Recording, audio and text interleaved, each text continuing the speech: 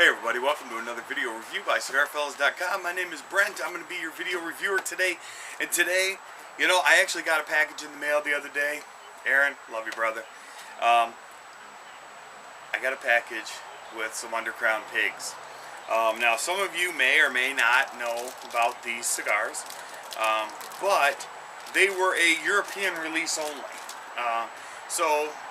Basically you had to get these from somebody that was in Europe. I just happen to have a friend that's in the military who had an opportunity to buy some of these, and I in turn turned around and purchased them from him. So I was able to get a hold of some of the Undercrown flying pigs, which is very cool to me because I do enjoy all the flying pigs.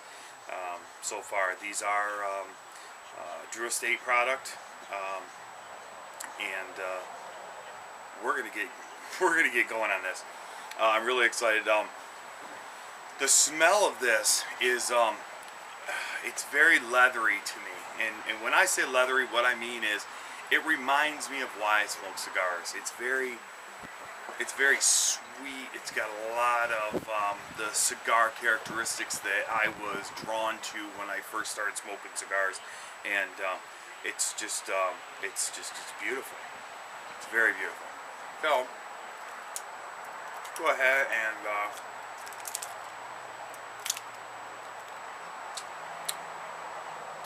interesting tidbit. Bring this up.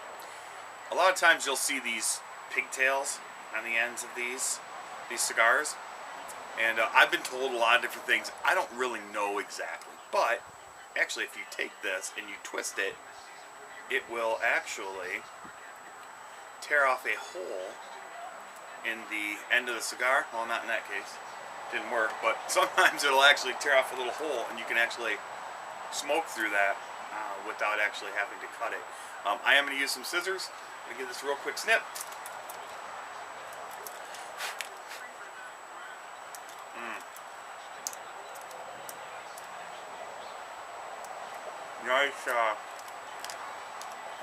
Nice draw. It's very nice. I'm going to use a twin torch here.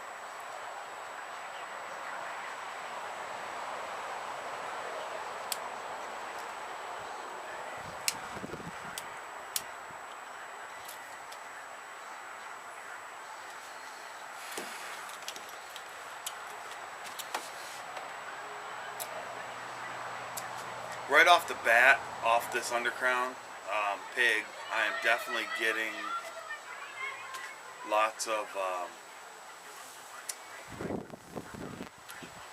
cocoa and some spices, white pepper spices.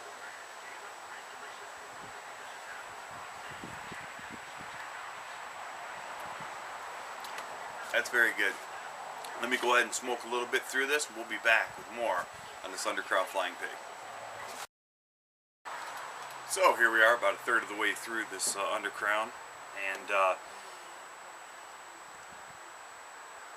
lots of nice cocoa, sweet spices, definitely an earth tone in the rear end of this, along with some peppery notes. And I know in the beginning I said kind of white pepper, but it's almost a blend of the white and the black pepper. There's some nice subtle pepper notes, and at the same time, every once in a while you get that sharp black pepper as well. So I'm going to have to say it's a mixture of the peppers, but burn for sitting out here in a fall Michigan day, nice and breezy out here. That's a pretty decent burn. I'm not complaining one bit. Ash is solid the way it should be. All in all, this is very enjoyable. I am enjoying this with the nice glass of ice water, and it's just very, very smooth. It doesn't have a lot of the, I guess, the wow factor to it. Not every cigar is going to blow your socks off. I'm not saying it's a bad cigar. It's definitely not a bad cigar, but it's not anything super duper special. It's certainly not a number 9 pig, in my opinion. Or even a T52 or a Faro for that matter. I would rank this probably you know, out of the group of the pigs, I would say it's probably, you know, it's teetering in last place. Like I said, not that it's a bad smoke, but it definitely reminds me of an Undercrown, as it should.